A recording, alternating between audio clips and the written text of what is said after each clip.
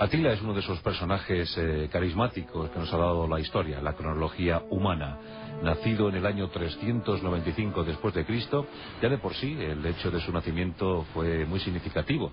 ¿Por qué? Porque en ese año se fracturaba definitivamente, tras la muerte del emperador romano Teodosio, un segoviano de pro, pues se fracturaba definitivamente, como decía, el Imperio Romano en Oriente y Occidente. También ese año, pues un tal Alarico se alzaba como jefe único, como rey único de las tribus visigodas, los godos occidentales. Un hecho también que haría tambalear a la mismísima Roma occidental. Bueno, pues en ese año nació en la Panonia rumana. Atila era todo un gentleman, todo un aristócrata de los hunos. Una infancia al calor de las enseñanzas recibidas a cargo de los prisioneros de guerra que capturaba la tribu. De ellos aprendió a escribir y leer el latín y el griego.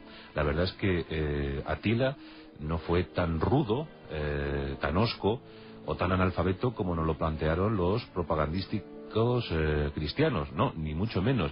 Fue en calidad de rehén amistoso a Roma, se formó. Le extrañó muchísimo siempre que en aquellos libros de historia romana nunca se reflejaran derrotas. Decía que cómo era posible que un pueblo que había perdurado 1000 años no hubiese jamás recibido una derrota.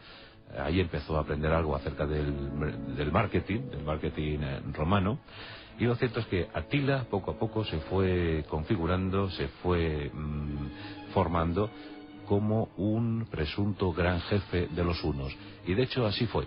En el año 431 fue nombrado en compañía de su hermano Bleda rey de los hunos, aunque él también quiso aumentar ese grado a la categoría de emperador.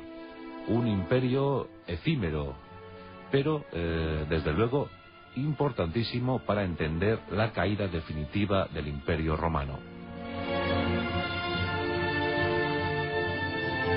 Los primeros años de gobierno entre Atila y Bleda fueron más o menos normales. Atila más belicista, más entregado a la lucha total contra el enemigo romano.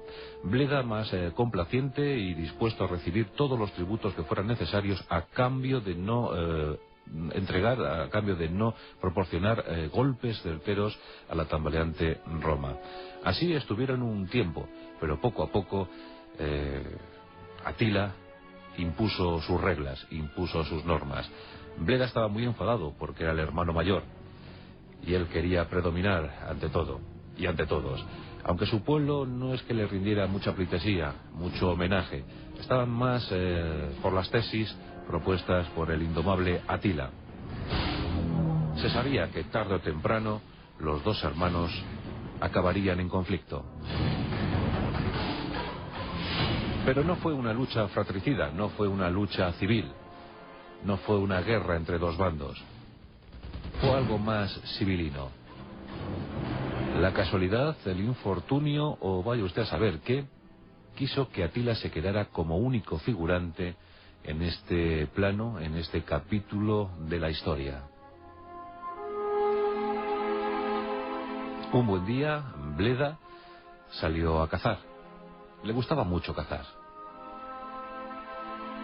En compañía de un enano mauritano que hacía las delicias de Bleda, pues salió rumbo a la aventura. El propósito era cazar algún jabalí, alguna pieza pequeña, algún conejo, divertirse un ratito en aquella mañana.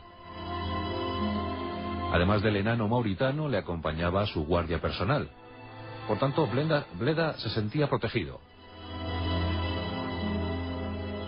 Pero como decíamos antes, el infortunio, porque claro, aquel paraje era un paraje casi llano, con unos pocos matorrales, algunos árboles,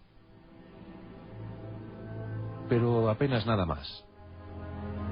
Por eso nadie se explica qué hacía allí ese inmenso oso. Y nadie se explica cómo es posible que la guardia personal de Bleda no se percatara y se quedara tan lejos de su protegido. Ni siquiera el enano le acompañó. En unos pocos minutos, Bleda quedaba a merced del ataque de un inmenso oso. Y claro, la escena fue tremenda. Y aquí también en nuestra historia patria tenemos el ataque de un oso a Fabila, uno de los sucesores del rey Don Pelayo, pero aquello nadie lo supo explicar, nadie supo argumentar qué narices hacía aquel plantígrado en aquel paraje tan inhabitual para un oso.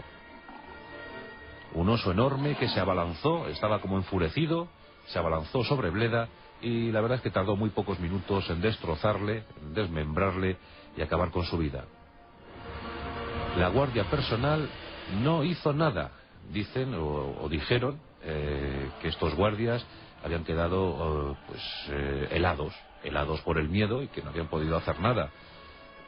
Claro, eso nadie quiso creerlo.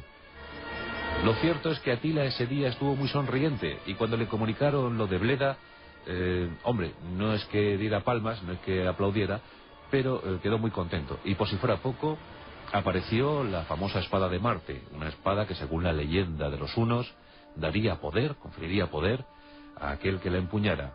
Y aquel que la empuñara no sería otro sino el emperador de todos y el que llevaría a los hunos a la victoria final. Curiosamente apareció la espada y Atila la empuñó.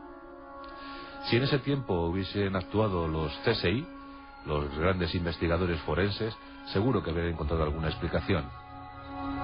Pero lo cierto es que el CSI no estaba por aquel entonces, en el siglo V, y Atila pudo asumir el destino del pueblo huno. Como es sabido, fue derrotado en los campos catalaúnicos y mientras preparaba la invasión definitiva de Italia en el año 453, tras haberse